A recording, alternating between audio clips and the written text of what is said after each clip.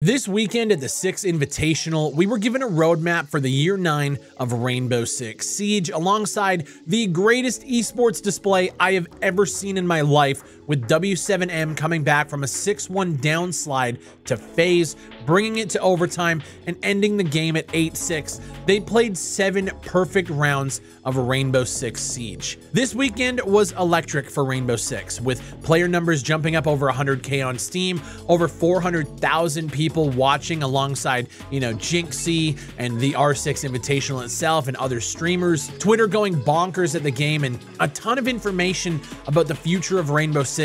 And to my surprise, Ubisoft actually reached out and wanted me to make a video talking about everything going on right now with the game. So there is a link down below to pick up Rainbow Six Siege right now, and I'm going to be going over the next year's worth of plans for Rainbow Six Siege. If you guys don't know, Rainbow Six and I have had a rocky past, with me falling out of the game way back in the early days shortly after the release of the United States Operators, and returning to the game about a year ago and playing the hell out of it. Rainbow Six is in a strange spot where people are calling for there to be a sequel and a new engine upgrade, to which the director of the game responded over the weekend saying that they don't want to name names, but you see games go through sequels and just completely drop the ball. Based. So with that mentality and the announcements coming forth about Year 9 and beyond, Rainbow Six Siege is still one of the most dominant FPSs in the scene.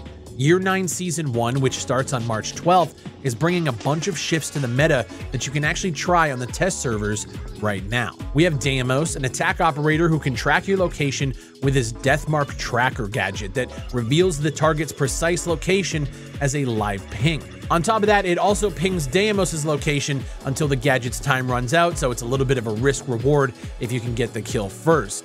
Season 1 is also bringing the shield overhaul, which is focused on making them more defensive rather than damage-based. You can now reload safely behind a shield, but if you want to shoot, there's no more hip-fire meta. You have to put the shield down to take the shot. You also now have access to a free look, which makes entering doors a lot safer, especially if you're a Montane, so they're definitely more tanky and defensive than they used to be. Alongside the shield changes, attachment and ADS are now being shifted. ADS is now slower, with attachments affecting ADS speed having way more impact. They're also shifting around their scopes into 4 categories, so you have iron sights, universal 1Xs, magnified scopes, and telescopic scopes.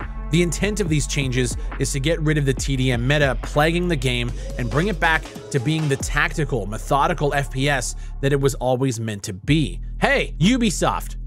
Well done. Another huge change coming to the game is their cosmetic locker, which now organizes all of your skins and cosmetics into a neat, organized fashion to allow you to change things for your operators easier. Season 2, which I imagine is going to be sometime in June or July, it's bringing a remastered overhaul to the recruit operator, as well as the full release of their reputation system, map filters in the standard playlist, as well as the full release of the Siege Marketplace, which I think right now is currently in beta. Season 3 is bringing another operator from Greece, which is essentially all we've been given, but will also bring in the Siege Cup, which is an in-game tournament event where you can compete for prizes.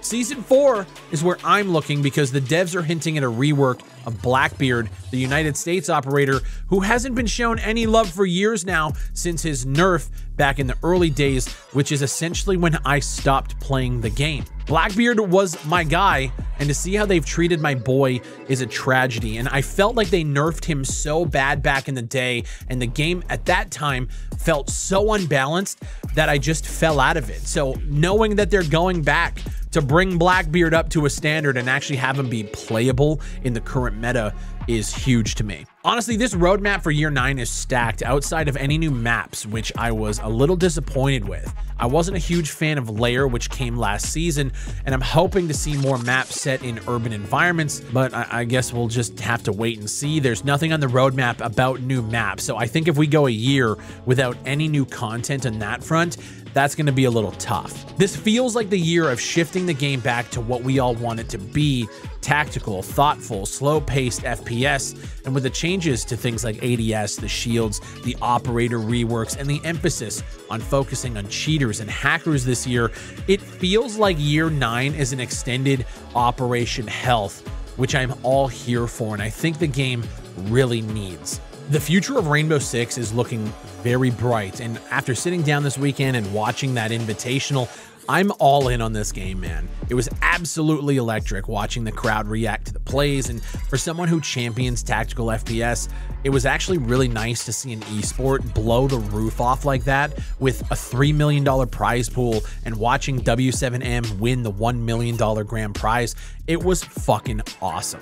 I know there's a crowd in my community that are tactical FPS purists who look at what Rainbow Six has become from the early days and hate it, but as an FPS, Rainbow Six still has the most tactical gameplay and is doing it at a level that no like hardcore shooter is really doing it at. And man, I don't know, I'm just so psyched that I picked the game up last year and dived in and gave it a chance, because there's no other game that gives me the feeling. I mean, if you guys come through to the Twitch streams, you know I've been on Rainbow Six, and for the first few months coming back in and learning all of these new operators, learning all of the new maps, I was getting my fucking ass kicked. But once it clicks, it starts to click, and once you start clicking heads, it's, man, I don't know. There's no other game out there right now that gives me the feeling of winning and dominating and playing like Rainbow Six does. So I don't know, man. I'm really looking forward to year 9. This last season, I did pretty well going through the battle pass, but there was just times where the game did not want to work with my NVIDIA drivers. I had to keep rolling things back.